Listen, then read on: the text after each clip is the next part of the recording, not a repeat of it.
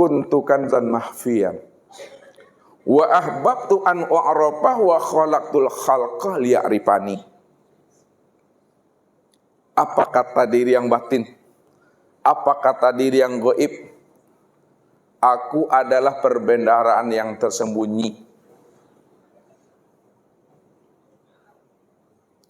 Namun aku ingin dikenal. Aku ingin dilihat.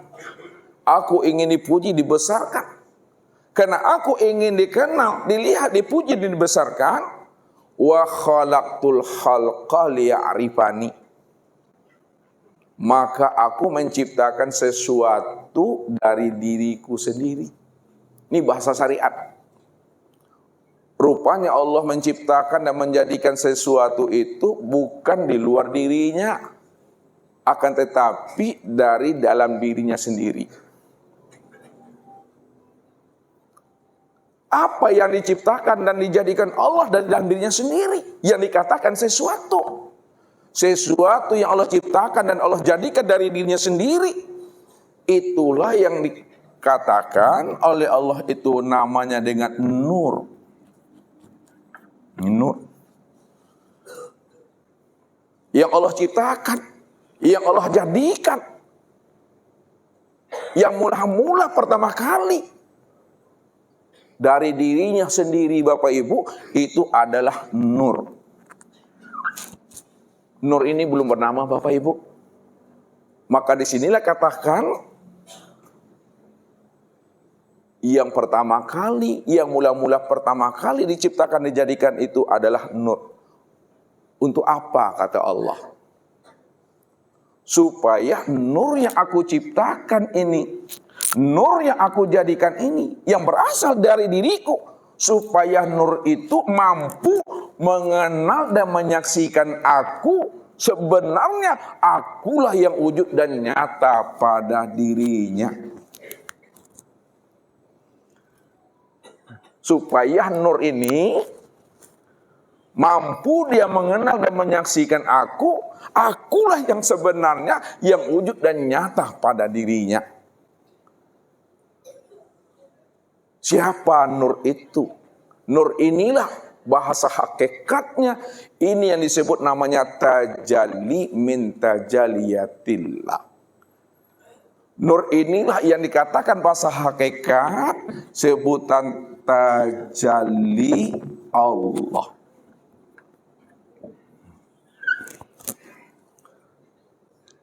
Tajalli Allah. Siapa Allah? Allah itu nama daripada Tuhan.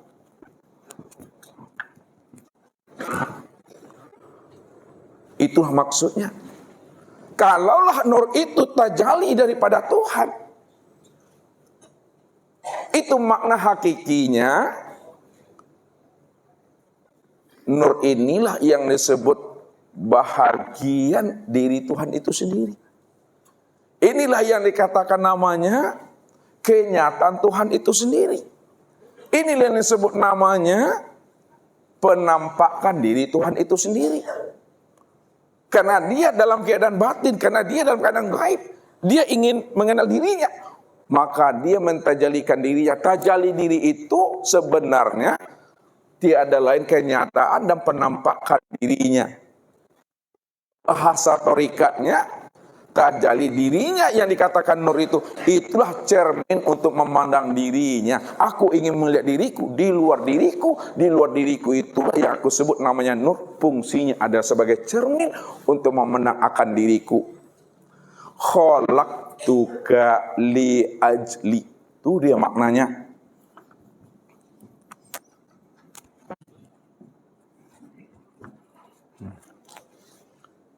Aku jadikan nur itu untuk melihat diriku sendiri. Rupanya nur inilah cermin untuk memandang diri Allah, Bapak Ibu.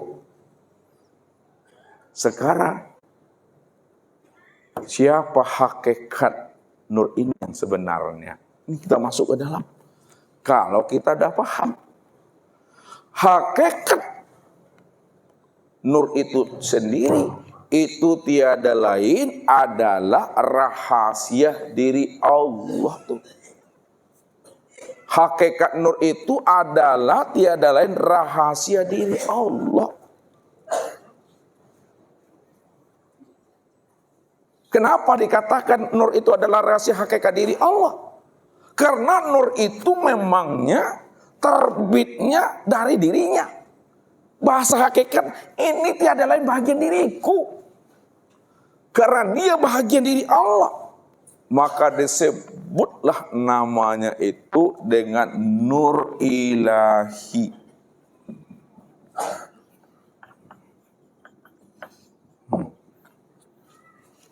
Dikatakan nur ilahi. Disebut dia nur ilahi, nur Tuhan, nur Allah. Karena asalnya, karena terbitnya dari diri Tuhan itu sendiri, Bapak Ibu.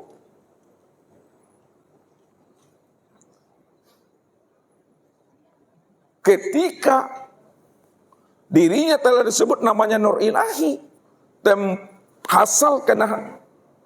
asalnya daripada dirinya sendiri, maka itu pula lah yang disebut namanya dengan Nur Muhammad. Nih.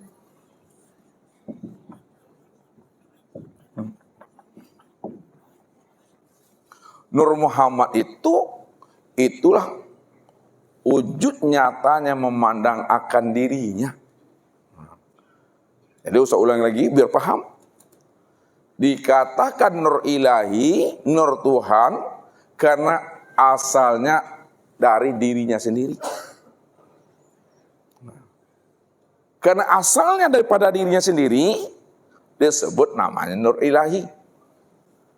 Nah, biar Bapak Ibu paham, Ustaz antarkan lagi. Kenapa disebut namanya nur ilahi, Bapak Ibu? Kenapa disebut nur ilahi? Karena asalnya dari dirinya sendiri. Yang kedua, kapan dia disebut namanya Nur Muhammad? Nah, coba sampai dapat. Kapan disebut namanya Nur Muhammad? Disebut namanya Nur Muhammad, Bapak Ibu, karena nur ini adalah tempat memandang rupa wujud dirinya sendiri. Jadi Nur Muhammad itu tempat memandang rupa wujud diri Tuhan itu sendiri. Karena nur ini tempat memandang nyatanya wujud rupa Tuhan itu sendiri, maka disebutlah namanya Nur Muhammad atau Muhammad, bukan Nabi Muhammad. Tuh dia. Disitulah bahasa kiasnya, zohirnya aku, nih kata Allah tadi, zohirnya aku nyata pada Nur Muhammad. Zohirnya aku nyata pada Muhammad. Batinnya Nur Muhammad atau batinnya Muhammad itu nyata pada diriku. Ya, zohirnya aku nyata pada Muhammad, batinnya Muhammad nyata pada diriku, zohir pula pada diriku. Berarti Bapak Ibu, nur ilahi dengan Nur Muhammad ini walaupun sebutannya dua, namun hakikat dirinya itu adalah satu saja, Bapak Ibu. Itu maksudnya. Sebutannya dua, hakikat diri yang sebenarnya itu adalah satu. Disebut Nur Muhammad, nur itu tempat memandang nyatanya diri Allah. Disebut nur ilahi karena nur itu asalnya daripada dirinya sendiri. Itulah maknanya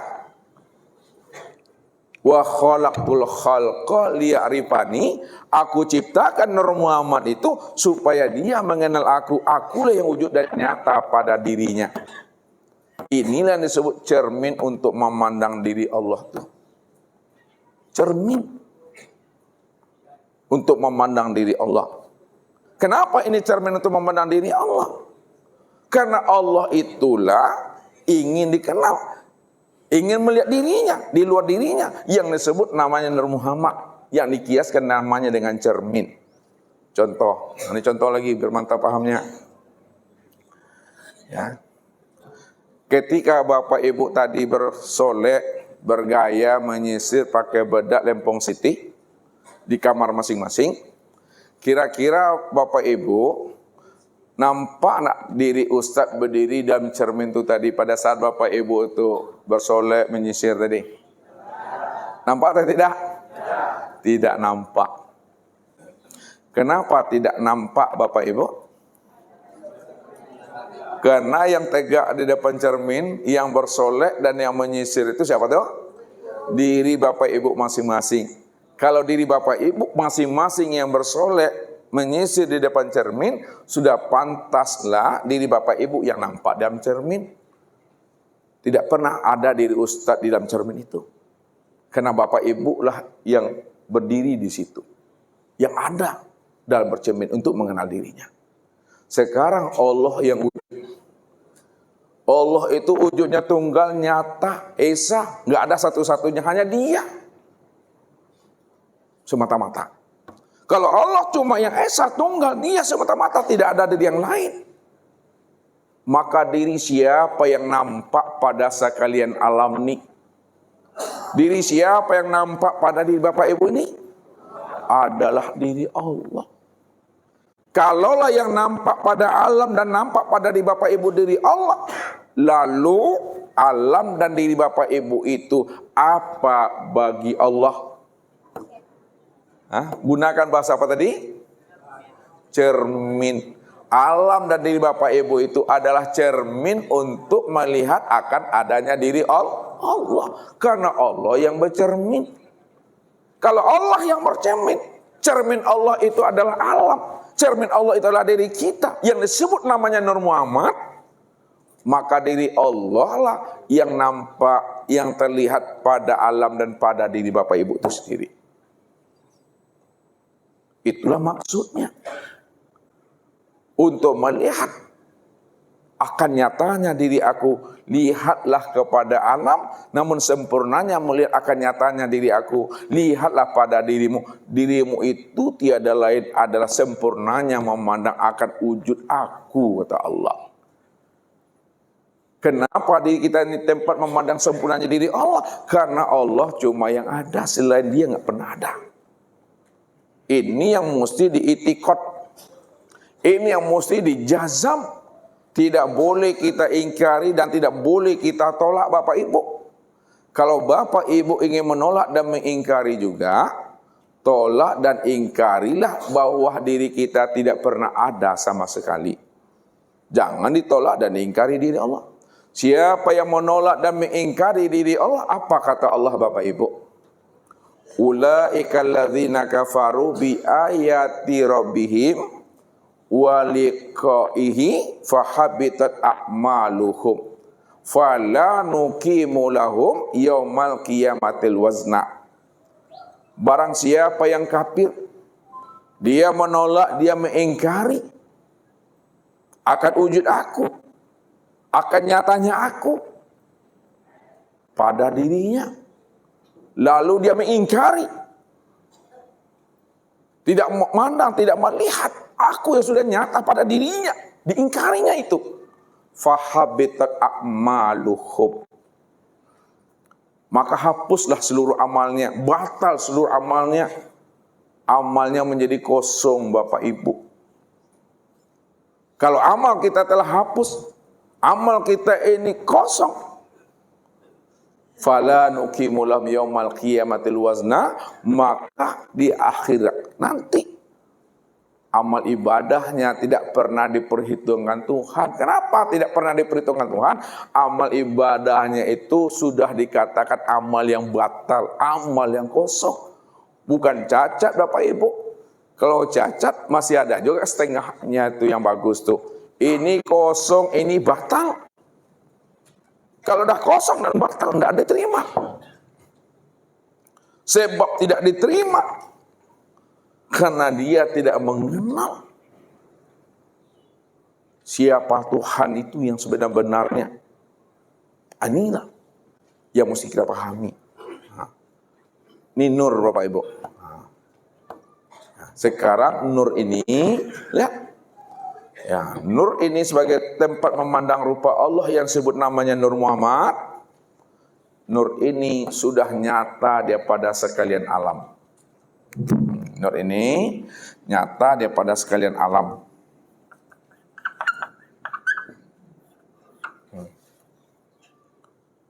Dalam bentuk rupa berbeda, wujud yang lain. Namun kesempurnaan Nur Muhammad yang sudah nyata pada sekalian alam, sempurnanya itu yang disebut insan. Ini Bapak Ibu, insan. Yang insan itu yang diri Bapak Ibu sendiri. Diri sendiri.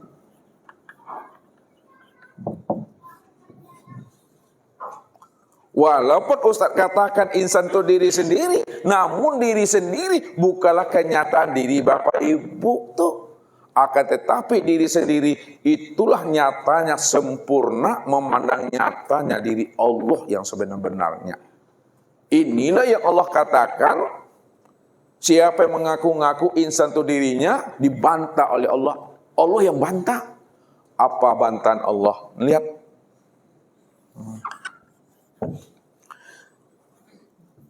Al-insanu sirri wasiri sifati wasifati la ghairi. Ini bantahan Tuhan tuh. Siapa yang mengaku insan itu dirinya, ingat kata Allah, sesungguhnya insan itu sebenar-benarnya adalah rahasiaku. Rupanya insan itu rahasia Allah. Kalaulah insan itu rahasiaku, kata Allah, maka sebenar-benarnya rahasiaku itu adalah sifatku. Dan sifatku itu sebenar-benarnya itu adalah aku. Aku. Tidak ada bahasa tiada lain aku. Aku lah tuh. Tak ada diri Bapak Ibu itu. Aku yang insan tuh. Aku yang rahasia tuh. Aku yang sifat tuh. Rupanya insan rahasia sifat itu aku. Kenapa aku Bapak Ibu? Karena aku inilah yang dikatakan aku yang awal. Ya. Aku ini yang dikatakan aku yang akhir. Aku ini yang dikatakan namanya aku yang zohir. Aku ini pula yang dikatakan aku yang batin. Dialah aku yang awal. Belum adanya dunia, belum adanya kehidupan, belum adanya segala yang wujud dan yang ada, maka dialah yang paling dahulu ada sebelum adanya segala yang ada. Dia yang lebih dahulu wujud sebelum adanya segala yang wujud. Sebelum adanya dunia dan kehidupan, dia yang lebih dahulu sebelum adanya dunia dan kehidupan itu. Kalau dia adalah diri yang awal sebelum adanya dunia, sebelum adanya yang ada, sebelum adanya segala yang wujud, maka dikatakan itulah wujud yang tunggal itu. Itu wujud yang esa itu. Itu yang dikatakan namanya wahdatul wujud yang sebenar-benarnya. Diri yang sebenar-benarnya yang esa itu aku. Itu Allah tuh.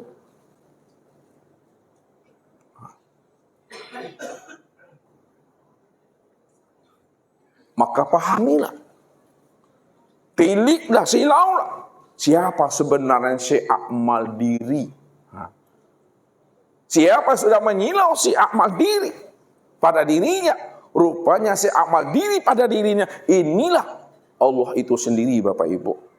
Kemana juga Bapak Ibu ingin mencari-cari dan menemui Allah lagi. Jangan kita ini taubahnya seperti ikan mencari air. Ikan itu kalau tidak hidupnya di air, di mana dia Bapak Ibu? Bisakah ikan itu hidup di luar air? Tidak.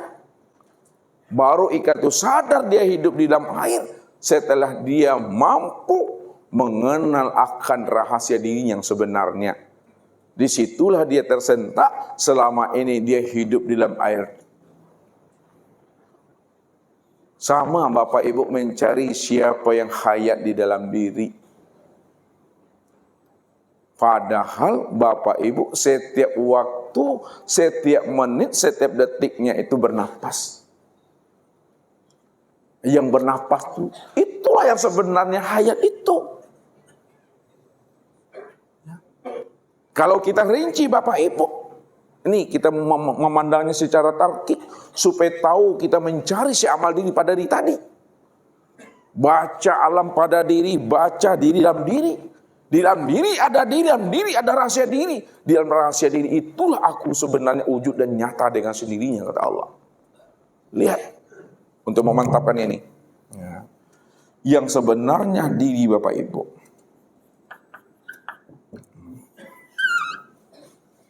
Yang sebenarnya diri Bapak Ibu itu yang sebut namanya dengan hayat tuh. Yang sebenar hayat itu pada diri Bapak Ibu itu nyawa. Yang sebenar nyawa itu adalah napas. Yang sebenar napas itu adalah ruh. Yang sebenar ruh itulah Nur Muhammad. Itu Nur Muhammad. Yang sebenar Nur Muhammad itu adalah zat. Yang sebenar zat itulah yang dikatakan namanya Tuhan. Yang Tuhan itulah yang disebut namanya Allah.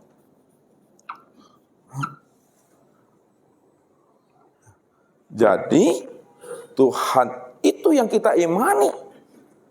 Itu bernama Allah. Itu dia Bapak Ibu. Sekarang kalau Tuhan itu yang kita imani yang bernama Allah, itu yang sebenar-benarnya Allah itu tiada lain adalah yang sebenar-benar diri. Allah itu yang sebenar-benar diri Bapak Ibu. Kesimpulannya, rupanya Tuhan yang kita cari selama ini tiada lain sudah nyata pada diri sendiri. Tuhan yang kita cari selama ini tiada lain adalah nyata pada diri sendiri. Oleh karena itu, temui dan carilah si amal di yang sudah nyata pada diri itu sendiri.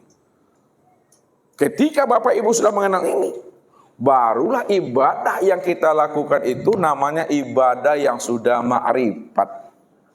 Ibadah yang sudah ma'rifat, ibadah yang sudah mengenal, itulah ibadah yang ingat.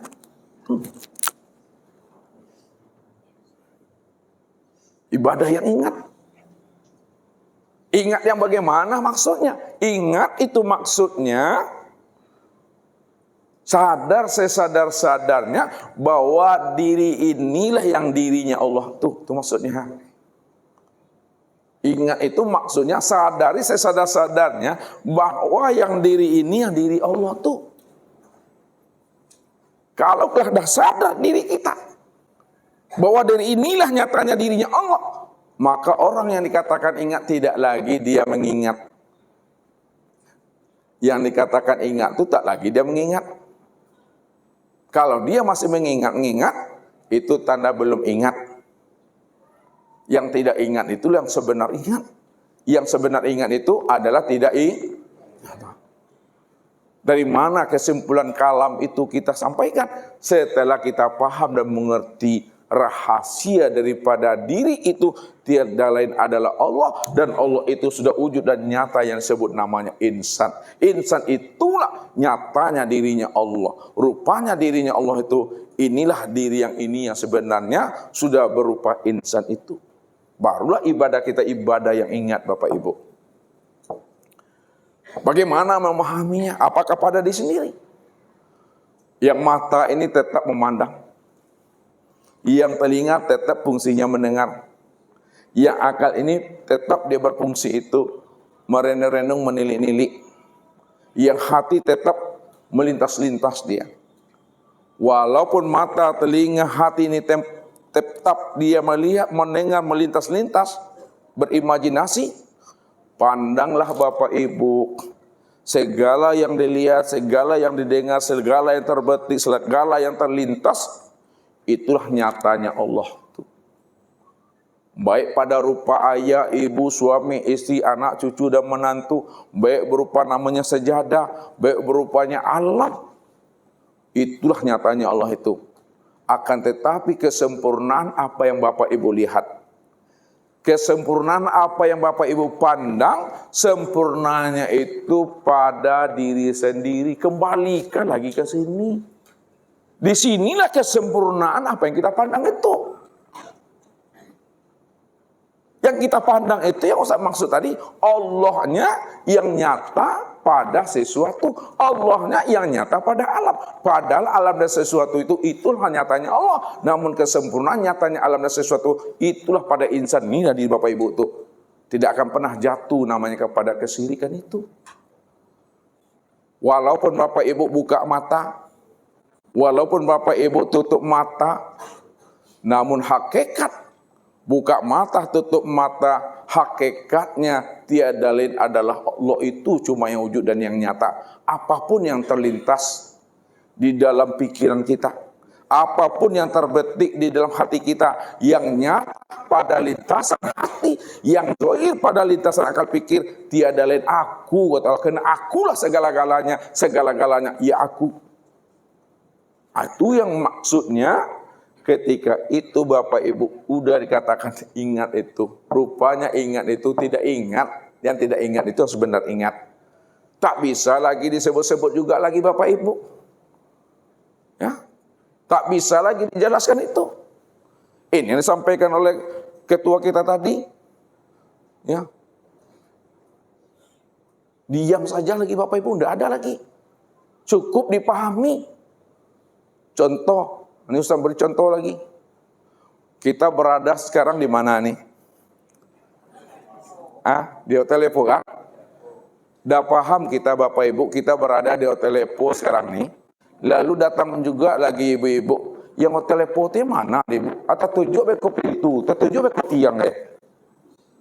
Kita udah paham ini Hotel Lepo tuh.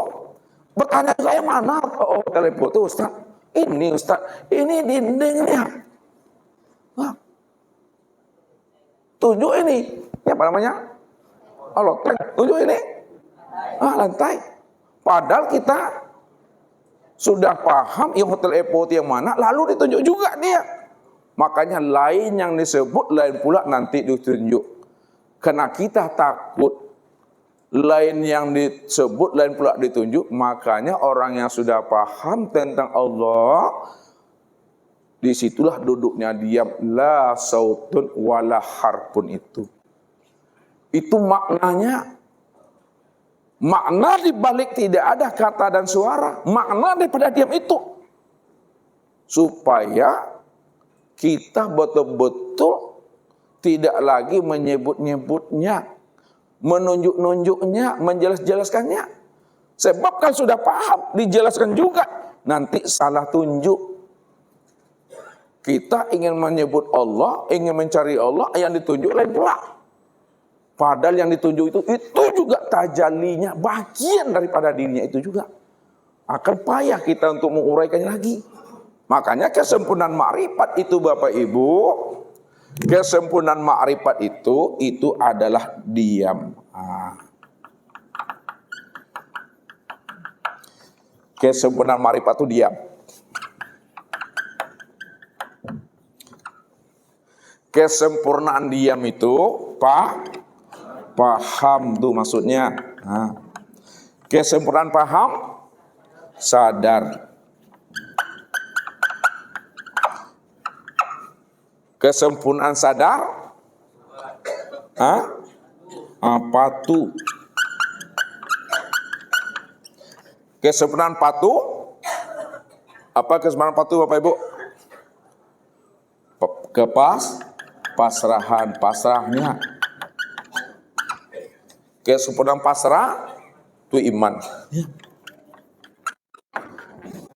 Makanya iman itu tak bisa kata orang.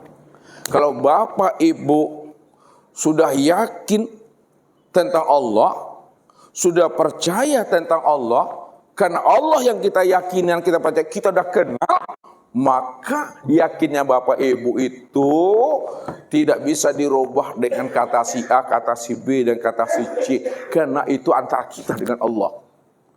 Iman itu bukan kata siapa-siapa. Kita tuh.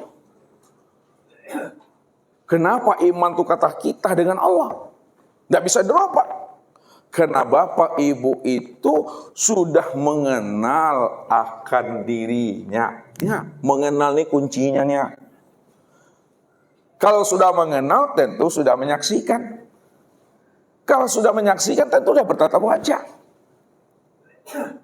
Di situ hilangnya bimbang dan ragu itu. Ini yang Ustaz katakan rahasianya Bapak Ibu. Orang yang melihat Hajar Aswad dengan orang yang tidak melihat Hajar Aswad lalu sama-sama bercerita dia, pasti berbeda ya. Orang yang bercerita Hajar Aswad lalu dia melihat, orang yang bercerita Hajar Aswad lalu tidak melihat, pasti berbeda cara penyampaiannya. Kalau orang bercerita Hajar Aswad itu apa artinya itu? Batu hitam. Dia bercerita Hajar Aswad, batu hitam. Tetapi yang menceritakan batu Hajar Aswad ini, dia belum melihatnya. Dia belum menyaksikannya. Ketika ditanya, bagaimana betul Pak Hajar Aswad yang hitam itu Pak? Bagaimana hitam Pak? Kayak gini Pak, agaknya hitam juga. Kira-kira mungkin. Ya, nah itu. Kenapa? Karena dia tidak melihat. Yang hitamnya kayak mana? Mungkin kayak itulah. Seperti itulah. Tuh. Tapi kalau orang yang melihat batu hitam Hajar Aswad sudah disaksikannya, bahkan dari ciumnya, yang dilihat itu udah diciumnya, siapapun yang bercerita kepada dirinya lalu minta penjelasan, bagaimana betul Pak Ibu hitamnya betul Hajar Aswad tuh? Hitamnya tuh tidak hitam pekat kali, ada kuning-kuningnya nggak pecah-pecah. Kenapa Bapak Ibu berani menjelaskan kepada orang seperti itu ketika dia bertanya tentang batu hitam? Karena Bapak Ibu sudah menyaksikannya. Bagaimanapun orang mengatakan bukan seperti itu. Biar terserah kamu, aku udah melihat, aku udah cium. Akulah yang tahu. Itu yang iman tuh, imannya isbat tuh. Tidak bisa digoyangkan itu. Mau percaya dia dengan omongan kita, itu secara dia. Makanya iman itu masing-masing itu dah. Inilah isbat tuh. Itu anugerah Allah Bapak Ibu. Tidak bisa dipaksakan itu Bapak Ibu. Ya, nggak bisa dipaksakan. Ini Allah katakan walakinallaha habbaba ilaikumul imana wa zayyanahu fi qulubikum. Akulah yang menanamkan keyakinan kamu kepada aku. Allah yang tanamkan keyakinan kita itu percaya dengan Tuhan. Buktinya apa Bapak Ibu? Allah yang menanamkan keyakinan itu ke dalam hati kita. Kita yakin dengan Allah. Rasulullah lihat Nabi Muhammad. Nabi Muhammad itu dari mana dia yakin bahwa Allah itu Rabb-nya? Siapa yang menanamkan keyakinan ke dalam hati Nabi Muhammad itu? Allah tuh. Itu yang dikatakan anugerah Allah tuh. Sampai-sampai dikatakan araftu rabbi bi rabbi. Aku kenal Allah tuh karena Allah. Karena Allah mengenalkan diri kepada aku. Lalu aku yakin yang mengenalkan diri kepada aku itu Allah. Disitulah aku yakin dan percaya bahwa dia adalah Allah satu-satunya. Karena yang menanamkan keyakinan itu adalah Allah. Makanya iman itu adalah haknya Allah. Yahdi mayasya wa yadilu mayasya.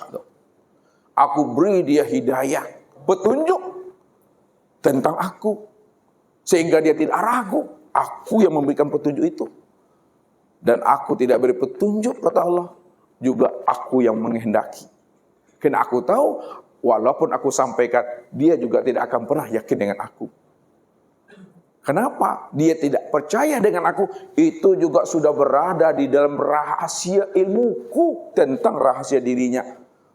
Karena dirinya itu tiada lain. Itu adalah cerita dan sandiwara aku sendiri, kata Allah. Ini iman Bapak Ibu. Begitulah sampainya pemahaman dan pengenalan kita kepada Allah.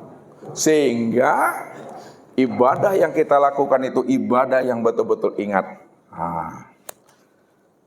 Kalau dah ingat Bapak Ibu disebabkan kita sudah mengenal, maka dirikanlah ibadah itu dengan sempurna. Baru dirikan dia. Ya, dirikan ibadah itu dengan sempurna.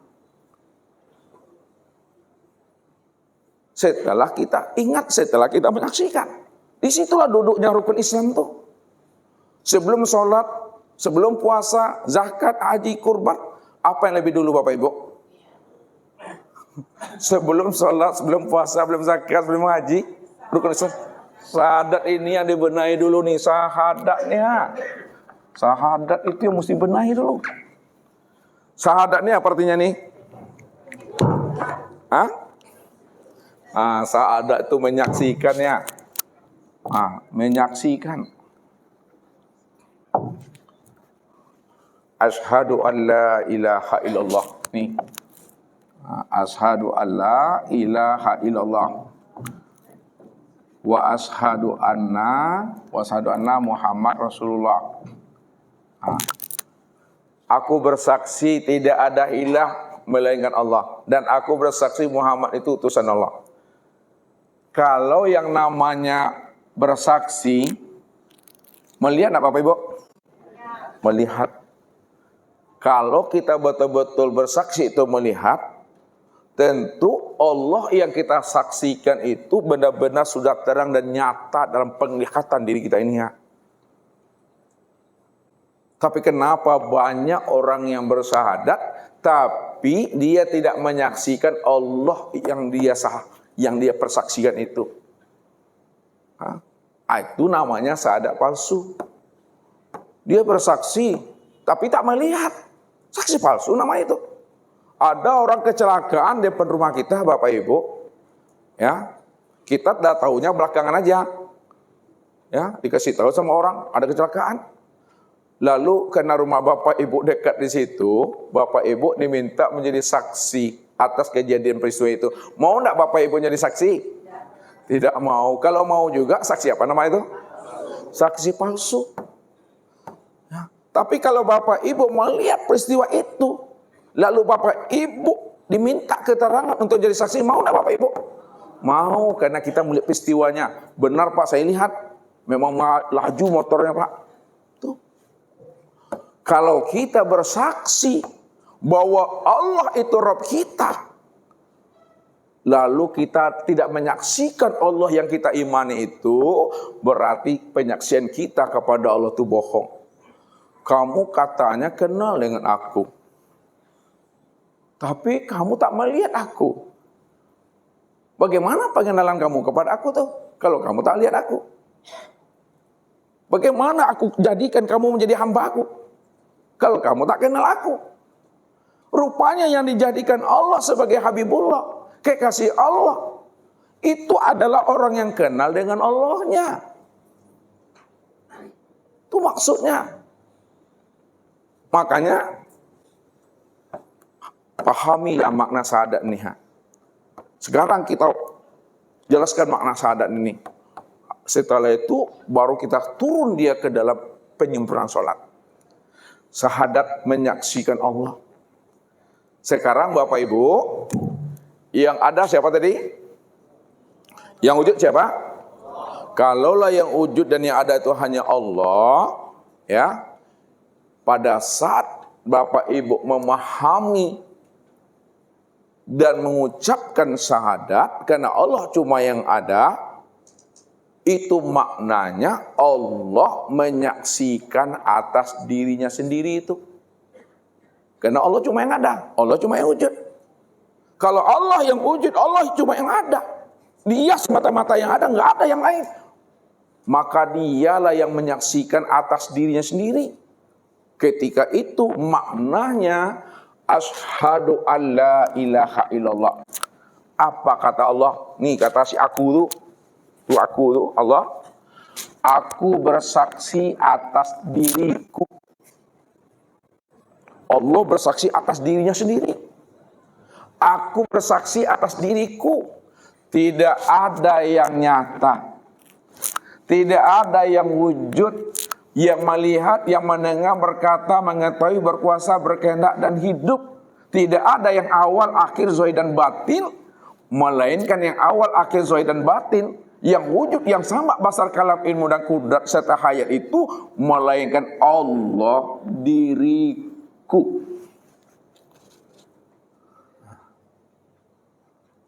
Ya? Karena dia cuma yang ada. Aku bersaksi atas diriku. Tidak ada yang nyata dan yang wujud melainkan Allah diriku. Karena aku cuma yang tunggal awal akhir zahir batin. Wa ashadu anna, aku juga bersaksi atas diriku. Kata siapa tuh? Kata Allah tuh. Aku juga bersaksi atas diriku bahwa Muhammad itu wujud diriku. Muhammad itu wujud diriku. Berarti apa? Allah lah yang bercermin, Allah lah yang melihat, Allah lah yang bersaksi atas dirinya sendiri, Allah lah yang melihat dirinya sendiri, Allah yang memandang dirinya sendiri. Tidak ada di siapa-siapa yang dipandang netiliknya. Kalau Allah yang sudah memandang bersaksi atas dirinya sendiri, mana yang Allah dan Muhammad itu pada diri insan ini yang mana? Insan nih.